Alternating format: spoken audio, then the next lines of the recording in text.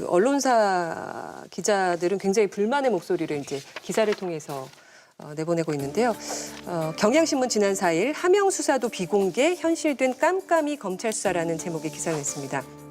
검사들은 규정 위반으로 법무부의 첫 감찰 대상이 되지 않기 위해 훈령 시행 후 언론 접촉을 피하고 있다. 수사 담당자인 차장검사가 오보 방지를 위해 하던 구두 브리핑, 일명 티타임도 사라졌다. 언론이 조국 전 법무부 장관, 백원우 전 청와대 민정비서관 등 권력자들에게 제기된 의혹의 사실관계 확인은커녕 질문도 하기 힘들어진다. 검찰이 적당히 수사를 덮어도 언론은 이를 알 수 없다라고 주장했습니다. 조선일보 내용에 보면 전문 공보관은 깜깜이 수사라는 비난을 피하기 위해 법무부가 신설한 자리다. 검사와 기자 간 대화를 차단하는 대신 대답하라고 만든 자리였지만 이날 이 공보관은 모른다는 말만 30번 이상 반복했다.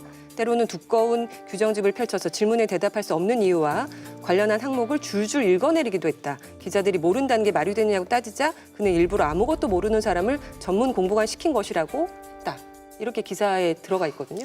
저는 기자들이 왜 이렇게 관습적으로 나태하게 표현하는지 모르겠어요. 깜깜이 수사같이 막 이렇게 정말 전형적으로 만들어진 거를 자신들의 문제의식을 표현하는데 동일하게 지금 쓰고 있단 말이에요. 네. 깜깜한 세상, 깜깜이 수사 현실화됐다 이런 식으로.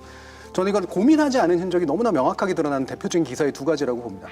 예를 들면 실질적으로 존재하지도 않는 국민의 알 권리를 핑계로 자신의 궁금한 걸 푸는 그런 방식과 동일하게 자신이 지금까지 굉장히 편하게 취재해 왔던 것들을 더 이상 못하게 되니까 그 핑계로 마치 수사가 덮여있다라는 식으로 표현하는 그런 방식이 별로 다를 바 없다라고 보고요. 공보관이 제대로 못하더라라는 비판은 할 수 있어요. 그리고 네네. 실제로 뭐 얼마나 사실관계가 있는지는 잘 모르겠지만 일부러 아무것도 모르는 사람을 전문 공보관 시킨 것이다라든가 이런 걸 누가 얘기했는지 모르겠지만 그러면 좀 책임져야 될 얘기긴 하죠.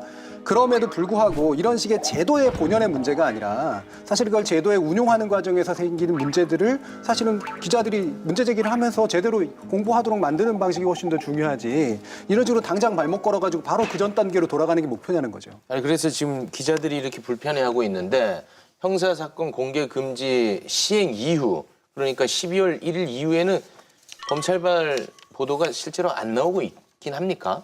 여전히 나오고 있죠. 왜 검찰발 단독이 여전히 그래도 나올까? 사실은 그러니까 이 기자들은 자기들은 검찰발을 단독을 못 받고 이상한 공보관 만나가지고 기사를 못 쓰는 것에 대한 불만을 터뜨린 건지는 모르겠는데 네. 누군가는 계속해서 지금 검찰발을 하고 있거든요. 그래요? 결국에는 이거는 제도가 아직도 제대로 안착돼서 작동하지 않고 있다는 얘기고요.